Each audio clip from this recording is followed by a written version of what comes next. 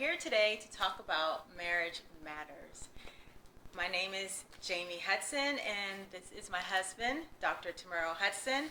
He's also the pastor of St. Mark's Apostolic Church. And today, we're just going to discuss our marriage and some questions that we've received from other people, from other couples, and they just wanted to have just some answers and some thoughts about what we thought about being married. And we've been married now for like 21 years. 21 plus years. Almost 21 years. Almost 21 years, yes. Okay, so here we go. The first question is, with all the hats that you wear, what do you do to personally balance your marriage relationship? Remembering to celebrate the king and queen relationship and not allowing the dad/mom, minister/worker/student, brother, sister, son, daughter role to dominate. So you go first. Yeah, say that again. Okay, so with all the hats that we wear, which we really do wear a lot of hats, what do you do personally to balance your marriage relationship? Oh, you just gotta have time for yourself, actually. Yeah. That's important. You gotta That have is time for definitely yourself. important. Time for yourself. If you make time for yourself, and I know it can be quite difficult, then you can be much more effective in trying to balance all the other needs. Yeah. So making time for yourself. That is truly important. As a mother, as a wife, as a sister, I have found it very difficult to find time for myself. But to balance, to add balance in our relationship, in the beginning of our marriage, when we first got married, I always thought that my responsibility as a wife was to make sure that, I was creating happiness for my husband. Like, I felt responsible for your happiness. And I learned over the years of being married that, that's unrealistic to be. Yeah, it's quite That's unrealistic. way too much pressure to put on Yeah, yourself yeah. to be responsible for someone else's emotions. So once I learned that, it took me many years. I decided to put myself first, and I think it's made our relationship better. You just make sure you just don't go overboard. Make sure you just find some, people. Don't be selfish. People have a way of going overboard, but make sure you find time for yourself and make sure you're doing things for yourself, and so that's all the difference. So question 2 is, oh boy, how often should you be intimate? Oh, so Balance. statistically, when you look at statistics, married couples, once they get married, there's a diminish or decrease in intimacy, sexual intimacy, put it that way, and to be honest, you don't want that to decrease. Therapists say you should at least do it once a week, actually. Yes, that sounds good. Or more. Right, or more. But at least once a week. You can somewhat tell, when your partner is in need of some affection or some intimacy, a great deal of irritability pops up when you're not, intimate, or when there's no connection, put it that way. Right. And intimacy can come in different forms, but sexual intimacy is highly important. Definitely. Definitely. And for those who have such a rigorous schedule where it may be work or for mothers, taking care of your children, the household needs, by the end of the day, you might be real tired and you're not thinking about that. You're like, please don't touch me. Or even for someone who they're empty nesters and you're getting to a stage in your life where your children are grown and your body is hormonally changing. You're going through menopause or perimenopause, the stage before menopause, and you're having the hot flashes, and you're lethargic and you're drained, fatigue, and all of that just plays a role in it. And so you may not feel very pretty. You may not feel like you know, want to be touched. If your body is feeling like it's 100 degrees, you don't want another body near you. Yeah. But it is important to take care of your body and make sure that you're available to kind of keep that balance there. And learn where, what is it? It's like a rhythm that you have in regards to like your needs. Learn your sexual needs. Right. Because Or your sexual rhythm, I guess. yes, your sexual rhythm. That's important to know that. It's different for everyone. And one person may be okay once a week. Another person, that may right. drive them crazy. Yeah. They may need more. So it's good to have that balance and to be able to submit to your partner, your wife, spouse, excuse me, and be able to have that connection, because that does keep things going when you're mad at each other and you don't want to talk. It's still important to, you know, hold hands. It doesn't always have to be about the, you know, Yeah. the sexual aspect. Holding hands, that's important. Touching one another. Those Talking, are all, you know, talking things out. In-depth conversation always lead to intimacy. Or the best thing, you know, when you are in the beginning stages of your marriage, you know, it's, you know, it's, you know, it's fun, and you're like rabbits. you're trying. The honeymoon stage. Right. Especially if you hadn't been intimate prior to. Yeah. But, you know, and so, you know, there are different phases where, you know, certain individuals have become intimate before they get married. But, you know, we didn't have sexual intercourse before we got married. So, you know, obviously once we got married, we were like, you know, bunny rabbits and stuff. But Yes. then, you know, it slows down, and, you know, kids come into play, and you just can't let the kids sort of override your sexual rhythm, and you get tired of your job, and so it's really just finding some time and being proactive about finding time, And then there's also health issues. and health issues, really big health Where- issues. But you understanding your partner, you know, as you get older and as you're growing in your marriage, understanding, you know, there will be some space and times where you won't be as sexually intimate, but you can still be intimate, right? Meaning that you're still caring for this person, and so it's sort of the level of love in which you're operating. It depends, right? You know, as you're moving throughout your marriage.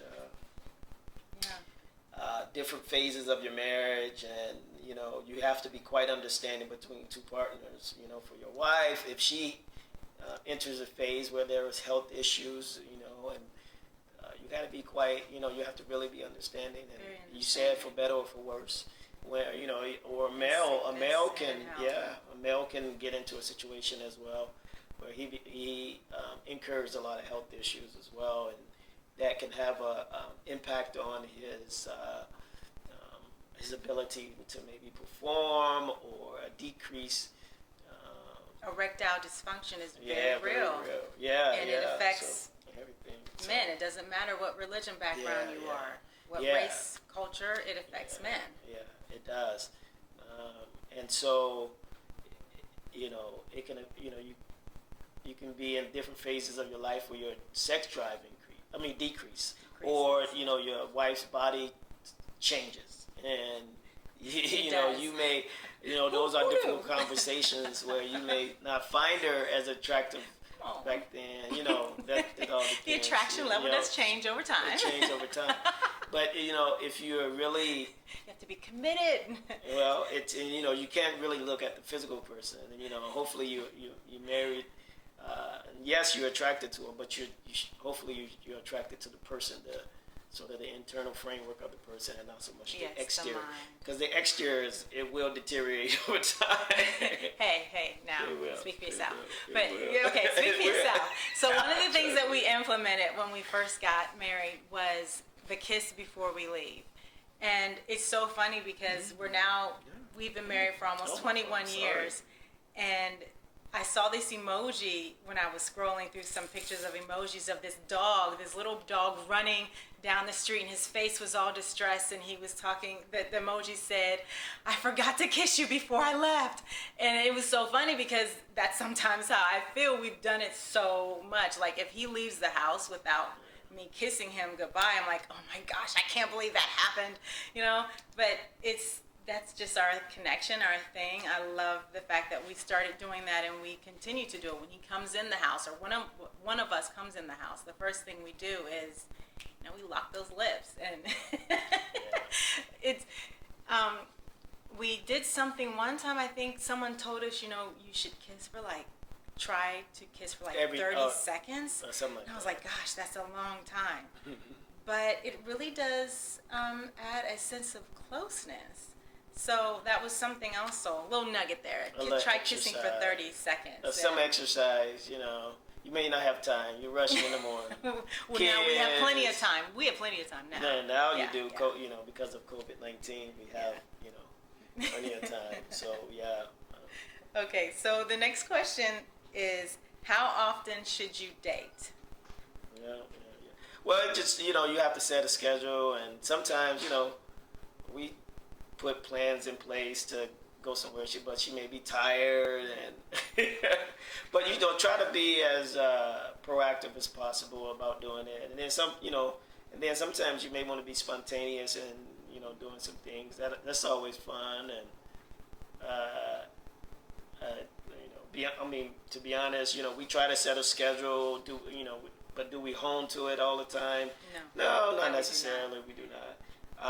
But that's okay. You just come back again, hopefully another day. And so try it again. So Try it again. that's just that was his answer. Now you want to hear my answer?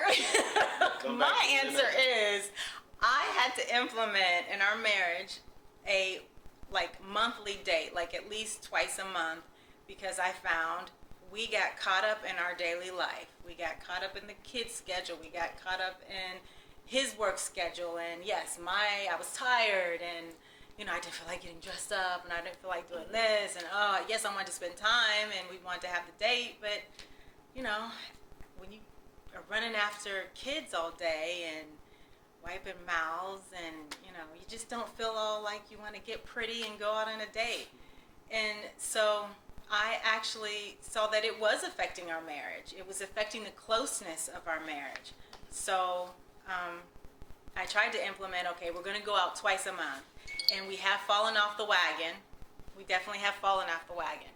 But what I have come to realize over the years is it's not so much about going out on a date. It's not so much about putting it on the calendar.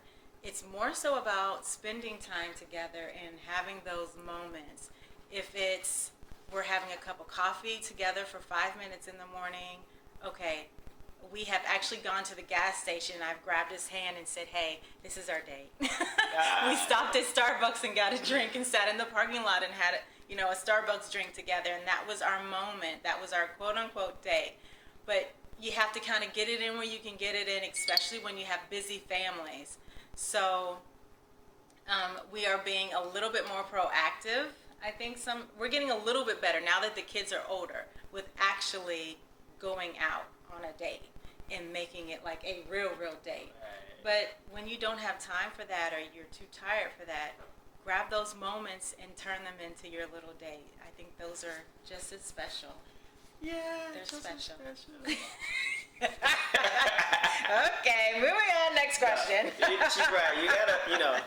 You gotta make time. I think for men, you get married and you're like, oh, we're married, and you're just doing your thing. But if you don't make time and don't put in the time, then over a period of time, you just you sort of break apart, because actually what the date does is allow you to see where that person is in terms of, because they're going to change over time. They're not going to be the same individual. I am not the same thing. The same individual that you married in the beginning. So you have to find time to get to know that person, right? So you're trying to find time to get to know her all over again, or if you have a big challenge in your marriage, or a health challenge, or financial challenges, that changes individuals over time. Death, that changes individuals over time. So grief can really set in, or if you're having challenges with your kids, and so you have to get to a point where you're beginning to learn this person as the years go by. So because they're not going to be the same, and so don't expect them to be the same. You can't say, "Oh man, when I marry you, this A, B, B, B, C, D," and and so you have to be cognizant of the fact you have to allow that person to change, because you're going to change too as well. Right. You don't think the same. Right. So when we first got married, literally, I think it was about 2 months into our marriage. We had just moved into an apartment, and literally I got laid off on my job. So our finances went from one level to another level because I now was not working. And that was, oh my gosh, that was like really catastrophic in the beginning of our marriage, because we had all these big plans. And actually, it's so funny because our first year of our marriage, we went to Milan, Italy. We went to another country, and to do that with only one income, that was Jesus. That was truly Jesus. But then 6 months into our marriage, we were pregnant. Got pregnant with Elijah, and so we had Elijah a year later. That's a story. So, long story for that. Yeah, long story. But no, that was the trip we went on. Was a result of, it was a church trip, and so that was a good thing. And so the Lord was able to help us through Sister Winnie Taylor, who sponsored the trip. It was she was a mother of the church, and she did these. What were they called? Global Council. They were church global council trips through. At the time, it was through the Pentecostal Assemblies of the World, and so that was a really good opening for us to do. Although when we were on that trip, we didn't really have the finance. I was a student at the time, actually. I was getting my PhD from Ohio State University, and so when we did, we were just recently married, trying to figure out our finances. And we got into our biggest argument on the steps of Venice. We were in Venice on the steps. We were walking over the steps of the canal, and we got into one of our biggest arguments ever. I was so mad at him because I wanted to buy some tokens from Venice, and he was like, "We don't have the money," and I was so livid with him. We did. We were really in the city of love. We're arguing. That's life. Yeah. We literally did. We were, because we were on a student income. We were still trying to, it was really, it was difficult. It was a lot. Okay. But God has brought us a far way. Okay, moving on. Okay, so right now, dealing with the fact that we are in a pandemic and dealing with the forefront of social injustice, how do we emotionally cope with this as a couple, with all of this at the forefront? Well, I think it's going to differ for each family depending on your value system and what you believe in. So, first and foremost, to those who are really experiencing great turmoil, especially financially, and so for us it's a little bit different, because even within the pandemic, I still have the financial stability to kind of carry the family forward. Although, my wife, she didn't lose her job, but she's not working right now as a result of that. And that's extra income, and so, but the push and pull still of being isolated and trying to find ways to work around, our schedules, because I still have a schedule. Yes. The schedule still doesn't leave, and working with the kids. And the thing about it is making sure, and which has been quite difficult. I won't say it hasn't, because everybody is trying to make an adjustment in these days. And the one thing is, one word is just don't lose hope. Yes, hope. Hope Right. is really essential. And structure. Yeah. I honestly believe structured time is important. Structured time, yeah. So, you make a schedule and you stick with it. And Yeah. when this all first started, one of the things that I tried to do with the kids was not only have structure, but then also a special activity. And it was, okay, what can we do? Go for a walk. Yeah. Literally, we would go for a walk, and I tried to get them out there walking and get some fresh air. At least we're getting outside and getting some sunlight. One of the things that we've done more in the past few months during this is eat dinner together. And literally, we've sat down almost every single day and had dinner together as a family, which I feel is a blessing. It gives us an opportunity to kind of check in with one another, see emotionally how we're feeling, how we're dealing with it, discuss current news, what's going on in the world, how is this impacting our world, our home, and that has really, it's helped. And it's also helped us to learn more about and pay attention to each other. My husband's a very social person, whereas I'm not. And so while he is on the phone and on Zoom meetings and talking to everyone, I'm in my quiet space. It used to be in my closet, but I've retreated out. And now I'm in the room, our bedroom. But it is important to, have your own space and find your own space, and wherever that may be. Yeah, no, during this time, especially to the families that have experienced great tragedy as a result of police brutality, and we're going through difficult times in regards to the sort of, I guess, the open awareness of racism. So racism has just never left, to be honest with you. But it now the sort of overtness of it has raised its head as a result of top-down leadership, and so it's sort of infiltrated. And so, these are the times in which you just have to talk to your kids, because especially for black families, and really talk to your kids about, and white families actually. I don't want to leave them out, because it makes a big difference. Our kids they go to school with all different types of races, and so you have to help them navigate that, and their experience is going to be quite different. And especially for we have a special needs son who is older, and so his experience is going to be totally different.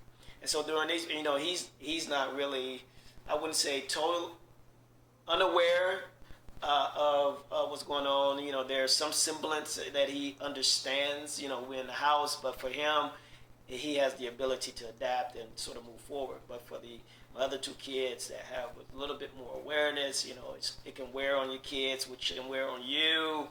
And then when you have the influx of the tragedies that the black communities are experiencing right now, you have to try to find some words and some hope, and to implement into that conversation, which can be quite difficult, on top of all the other things that you're doing throughout the day. But these are some changing and challenging times, and but the thing about it is that we are operating in like historical moments. Yes, we are. And so if you can kind of take a step back and be like, man, this is a historical time that we're in terms of two pandemics, one of health, and both of them actually is health related. The virus pandemic, and then one of racism. And so, it can be quite difficult because as a black family, you're going to go through different things and you have to talk your way through different things. And then for every black family, it's not the same. Some black families, have life of privilege, but it doesn't negate the fact that they still experience the things that they experience at the hands of those that are in power. So, I mean, the best, what I would say is conversation, to converse as much as possible about where your family are, the values of your family, and then where you are as a family structure, and what does it mean to operate within the framework of the challenges that we're going through. And hopefully you'll come to some type of answers or solutions that can help your family out. Well, thank you very much for all of your input. That was a lot. He's a talker. Yeah. I am. I gotta fight my way into these conversations. Well, no, she sometimes. can sit give you some time. The entire time was you were talking about communication. Yes, Yeah, but, that's you and that's rightfully when I so stop, because you you can come are. in. Yeah, when you stop.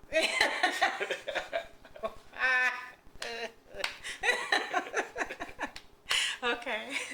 Well, thank you very much for joining us today. That's all we have for this moment, but we'll be back. And if you would like to join us in regards to having questions for us in regards to marriage, life, raising children, ministry, whatever it may be, you can always just shoot us an email at you can shoot us an email at tamero.hudson4@gmail.com. right. You can shoot us an email there. Now, this is the Hudson Connection, and we will see you at another appointed time.